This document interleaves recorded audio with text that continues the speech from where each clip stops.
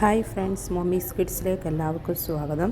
ഇന്ന് ഞാനൊരു മെഷീനുമായിട്ടാണ് വന്നേക്കുന്നത്. നിങ്ങൾക്ക് ആർക്കെങ്കിലും ഇത് ഗസ് ചെയ്യാൻ പറ്റുന്നുണ്ടോ?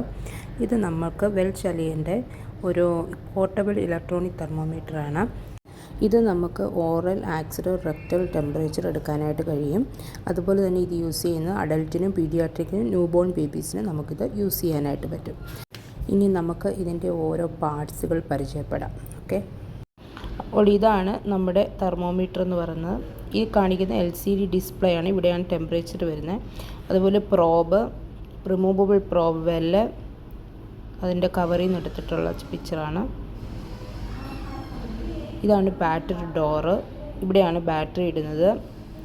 വാൾ മൗണ്ട്, നമുക്ക് ആവശ്യമെങ്കിൽ വാളിൽ നമുക്ക് വെക്കാം.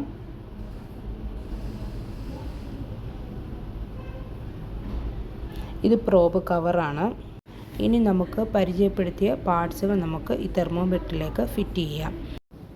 ഇതാണ് പ്രോബ്. ഇതിൻ്റെ ഒരറ്റത്തായിട്ട് ഒരു ചിപ്പ് പോലും കാണുന്നുണ്ടല്ലോ. ഈ തെർമോമീറ്ററിന് 2 ഹോളുണ്ട്.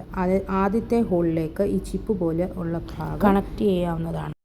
ഈ ചിപ്പ് പോലെ ഇരിക്കുന്ന ആ ഭാഗം കണക്ട് ചെയ്യുന്നതിനെ പറയുന്നത് ലാച്ചിങ് പ്രോബ് കണക്ടർ എന്നാണ് നമ്മൾ പറയുന്നത്. അടുത്തതായി സെക്കൻഡ് ഹോളിലേക്ക് നമുക്ക് ഈ ബ്ലൂ കളറായിട്ടുള്ള റിമൂവബിൾ പ്രോബ് വെല്ലിനെ കണക്ട് ചെയ്യാം. റിമൂവബിൾ പ്രോബ് വെൽ എന്ന് പറഞ്ഞാൽ 2 കളറിൽ കാണാൻ കഴിയും.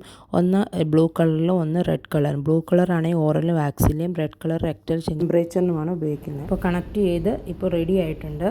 ഇനി നമുക്ക് ആ ബാറ്ററിയുടെ ഭാഗമാണ് ഞാനിപ്പോൾ കാണിച്ചുകൊണ്ടിരിക്കുന്നത്. ഈ ബാറ്ററിയുടെ ഡോറ് തുറന്നു കഴിഞ്ഞാൽ ഇവിടെ ഉപയോഗിക്കുന്ന ബാറ്ററി ഞാൻ ഉപയോഗിച്ചിരിക്കുന്നത് AA-യുടെയാണ്. ഇനിയും ഈ തെർമോമീറ്ററിൻ്റെ ഡിസ്പ്ലേയുടെ താഴെയായിട്ട് കുറച്ച് ബട്ടൺസുകൾ കാണുന്നുണ്ട്.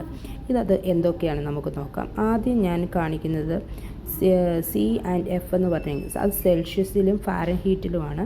ടെമ്പറേച്ചർ നമുക്ക് സെൽഷ്യസിൽ വേണമെങ്കിൽ അങ്ങനെ എടുക്കാം, ഫാരൻഹീറ്റ് വേണമെങ്കിൽ അങ്ങനെ എടുക്കാം. അത് നമ്മുടെ ഇഷ്ടം അനുസരിച്ച് ചെയ്യാം. പിന്നെ റീകോൾ എന്ന് പറയുന്ന ഒരിതുണ്ട്. നമുക്ക് റീകോൾ എന്ന് പറയുന്ന ബട്ടണാണ് ഓൺ ആൻഡ് ഓഫ് ബട്ടൺ. അവിടെ നമ്മൾ പ്രസ് ചെയ്തതിന് ശേഷം പ്രോബ് എടുത്തിട്ടാണ് ടെമ്പറേച്ചർ ചെക്ക് ചെയ്യേണ്ടത്. ഒരു മനുഷ്യൻ്റെ ചിഹ്നം കാണിക്കുന്ന ഒരു ബട്ടൺ കണ്ട് അവിടെ നമുക്ക് മോഡാണ്, അതായത് പീഡിയാട്രിക്കിന് വേണമെങ്കിൽ പീഡിയാട്രിക്കിൻ്റെ സെലക്ട് ചെയ്തിട്ട് നമുക്കെടുക്കാം.